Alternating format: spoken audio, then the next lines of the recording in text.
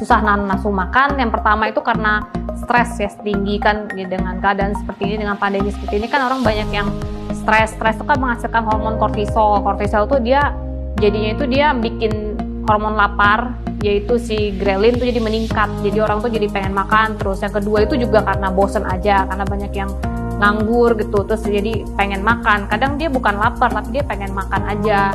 Terus yang ketiga juga karena visual trigger atau karena pergaulan, saya lihat makanan, jadi kan memang ada efeknya kalau kita lihat makanan itu langsung ke otak, langsung bisa ke lambung juga, itu memang udah mekanismenya. Jadi karena sering lihat makanan, mungkin di Instagram banyak follow Instagram makanan, jadinya itu jadi gampang lapar, padahal sebenarnya nggak lapar. Itu kalau yang orang-orang biasa ya. Ada juga yang memang dia ada gangguan hormon gitu, apalagi yang premenopause gitu, yang wanita-wanita yang udah lanjut usia kayak gitu tuh dia kadang ada masalah dengan appetite juga, ada yang turun ada yang naik kayak gitu, atau yang juga dipengaruhi oleh saraf ya, ada parasimpatis sama simpatis. Biasanya itu kalau yang parasimpatis itu dia yang bikin tidur, tapi itu yang justru yang bikin lapar. Sedangkan kalau yang simpatis itu yang aktif, yang bikin kita aktif itu yang flight or fight response, itu dari yang simpatis. Tapi itu yang justru bikin kita nggak lapar. Biasanya itu parasimpatisnya dominan kalau orang-orang yang gampang lapar gitu. Jadi yang gitu, jadi kayak metabolisme itu kurang, jadi dia cepat lapar kayak gitu.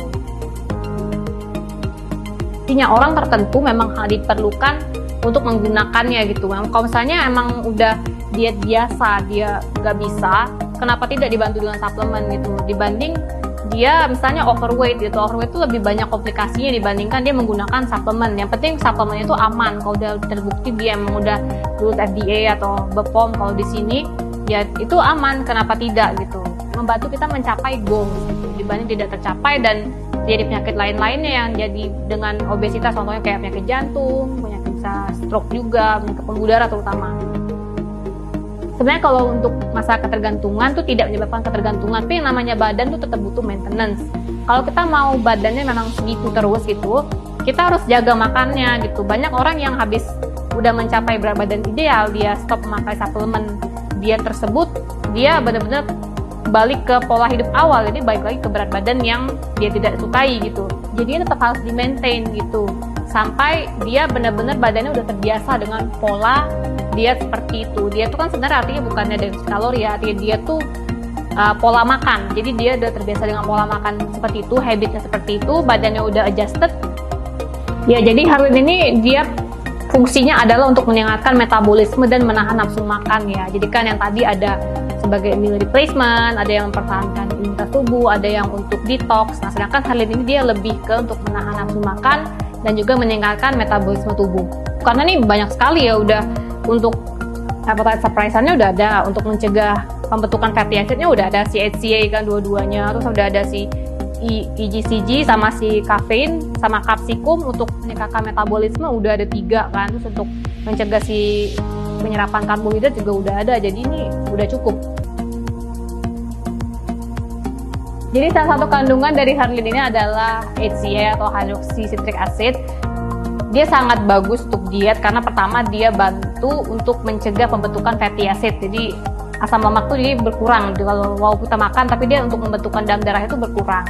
Terus yang kedua dia membantu mengurangi nafsu makan dengan cara meningkatkan aktivitas neurotransmitter serotonin. Serotonin ini sudah terbukti dia ada hubungannya dengan nafsu makan. Jadi kalau low activity of serotonin itu cenderung buat lebih lapar karena dia berhubungan dengan sistem saraf yang simpatis kan, yang serotonin ini. Jadi salah satu isi dari Harlinnya adalah EGCG atau green tea extract. Green tea extract ini telah terbukti dapat meningkatkan metabolisme tubuh. Selanjutnya itu isi dari Harlinnya adalah kapsikum atau ekstrak cabai ya. Jadi ekstrak cabai itu juga dapat meningkatkan metabolisme tubuh juga karena dia generate heat. Jadinya dia membantu bakar kalori dalam tubuh gitu. Di makanan juga jadinya kebakar gitu lebih cepat.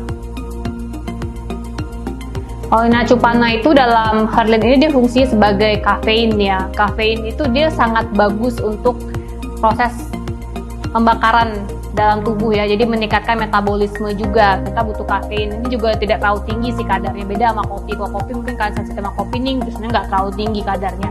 Dan juga di sini ada EGCG tadi itu membantu kerja si kafein. Jadi ini adalah kombinasi yang sangat sinergetik dalam satu kapsul. Salah satu isi dari Harlin ini adalah Pachyolus vulgaris. Pachyolus vulgaris ini fungsi sebagai carb blocker. Karbohidrat ketika kita makan, dia tidak langsung serap oleh tubuh, dia di breakdown dulu jadi glukosa, baru diserap tubuh. Nah ini si Pachyolus vulgaris dia membantu agar si karbohidrat tersebut tidak di breakdown jadi glukosa, sehingga tidak diserap oleh tubuh, jadi dibuang aja ke feces. Yang ini tiga-tiganya bisa, ini bagus kalau tiga-tiganya langsung dikonsumsi semuanya bagus, atau kalian mau coba satu-satu dulu boleh. Misalnya kalian mau coba Herlin dulu karena kalian ngerasa masalahnya itu memang lebih ke nafsu makan aja, tapi kayak kalian makannya itu memang sudah sayuran udah cukup, nggak ngerasa butuh Her5, pencernaan gak ada masalah, boleh mau pakai Herlin aja. Atau kalian memang ngerasanya lebih butuh ke detox karena konstipasi, banyak masalah dengan pencernaan, boleh Her5 aja. Atau kalau misalnya kalian memang suka skip breakfast gitu, nggak apa-apa loh, boleh pakai Her-Slim aja gitu.